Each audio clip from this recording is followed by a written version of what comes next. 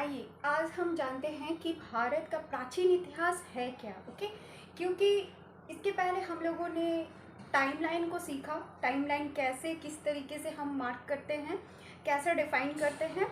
आज हम अपने टॉपिक पे आते हैं कि भारत का प्राचीन इतिहास क्या है। तो प्राचीन इतिहास जैसे कि हम लोगों ने बहुत पहले से ही पढ़ रखा है कि भारत का पहली सभ्यता जो है वो इंडस वैली सिविलाइजेशन को मानी जाती है, यानी सिंधु घाटी की सभ्यता, है ना। सिंधु घाटी की सभ्यता को हम लोग भारत की पहली सभ्यता मानते हैं और इसे ही प्राचीन भारत में सबसे पहले फेज यही है। प्राचीन भारत की सबसे पहला फेज जो है इंडस वैली सिविलाइजेशन यानी सिंधु घाटी की सभ्यता, जिसको कि प्री वैदिक पीरियड कह सकते हैं। ये क्या है? प्री वैदिक पीरियड, यानी वैदिक पीरियड में हम लोग लाते हैं किसको?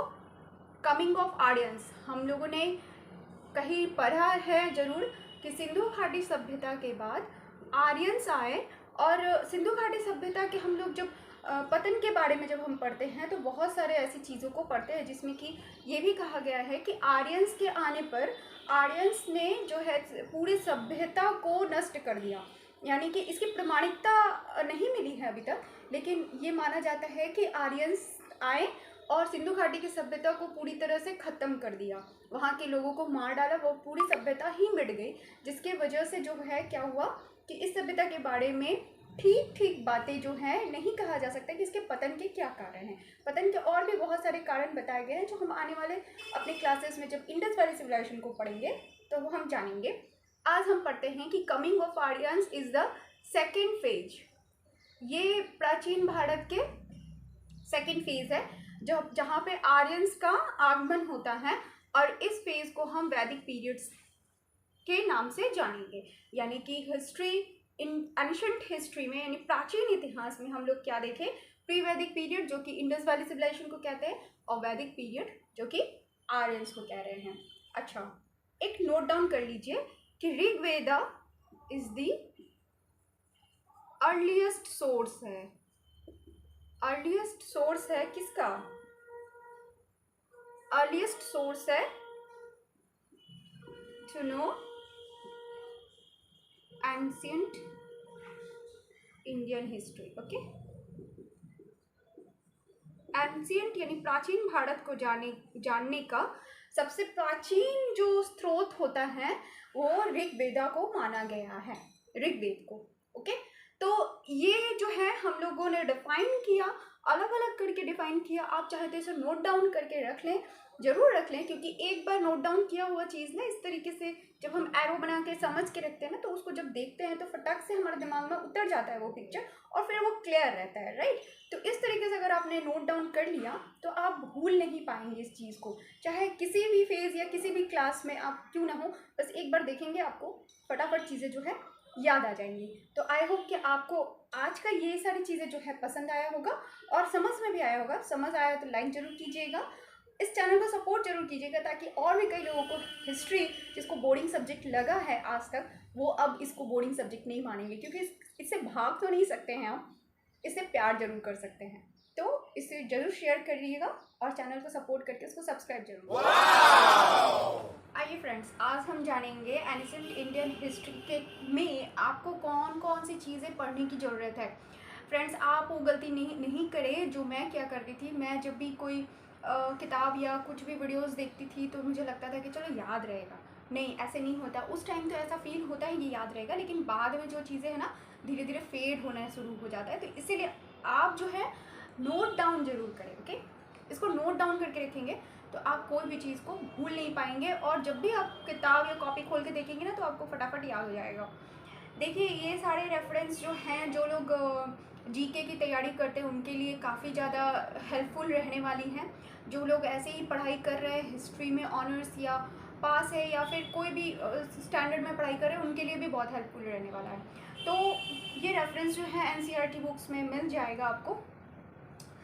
एंशिएंट इंडियन हिस्ट्री को हम लोग 9 सेक्शन में बांट के इसको इस तरीके से पढ़ेंगे। ओके, पहला जो है वो प्री हिस्टोरिक पीरियड है। प्री हिस्टोरिक पीरियड के बारे में क्या क्या सारी चीज़ें आएंगी उसके बारे में पढ़ेंगे। दूसरा है हिस्टोरिक पीरियड, तीसरा सिविलाइजेशन, चौथा स्क्रिप्ट्स एंड कल्चर्स, पांचवा प्री मॉडर्न एज, छठवां है modern age there religious development. Art and architecture trade को हम लोगों ने अलग डिवीजन में रखा है। आठवां है गुप्ता एज, नौवां है पोस्ट गुप्ता एज जिसमें लिटरेरी सोर्सेज के बारे में पढ़ेंगे, एडमिनिस्ट्रेशन के बारे में पढ़ेंगे, इंस्क्रिप्शंस के बारे में पढ़ेंगे और उनके रूलर्स के बारे में एक्स्ट्रा हम लोग पढ़ने वाले हैं। तो इस तरीके से 9 डिवीज़न बांट के जो है हम एंशिएंट इंडियन हिस्ट्री को पढ़ते हैं।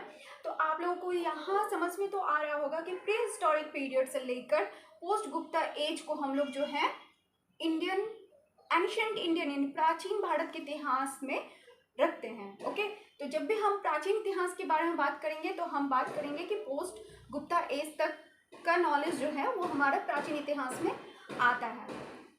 ओके, थोड़ा नॉइज़ हो रहा है तो इसके लिए सॉरी। एंड आप लोगों के लिए भी मैं भी बहुत मेहनत कर रही हूँ सारे नोट्स को लेकर आना, तो आप लोग भी थोड़ा मेहनत कीजिए ज़रूर। इसमें जो है आप जो भी जिस भी मकसद से इस वीडियो को देख रहे हैं आप ज़रूर सफल होंगे। ओके, अब हम लोग सबसे पहले जो फर्स्ट जो हम लोग पढ़ना शुरू करेंगे वो है प्री हिस्टोरिक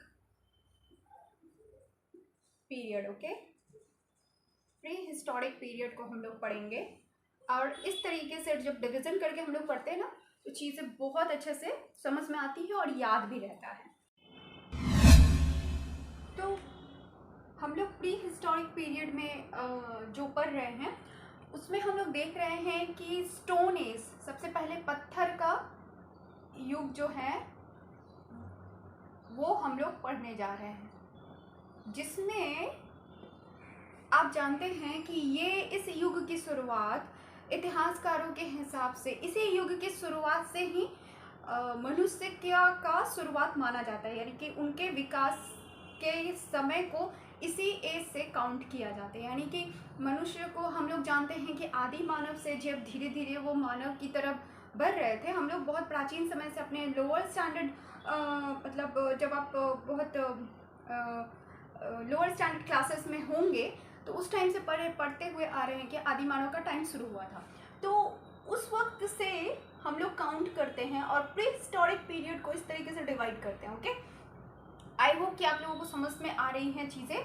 स्टोन एज यानी पत्थर के युग को अब हम लोग डिवाइड करते हैं इस 4 एज में, जिसमें पालियोलिथिक एज आता है जो कि प्राचीन पत्थर का युग कहा जाता है, मेसोलिथिक एज मध्य पत्थर का युग, नियोलिथिक